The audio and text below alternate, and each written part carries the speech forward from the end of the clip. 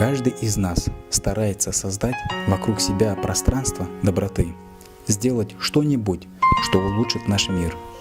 Уже не первый месяц благотворительный фонд «Инсан» проводит в Ногайском районе акцию «Продукты в каждый малоимущий дом». Благодаря данной акции 250 продуктовых наборов распределились между 90 семьями. Мы благодарим вас за то, что вы напоминаете людям, что они не одиноки в этом мире, и стараетесь облегчить их жизнь.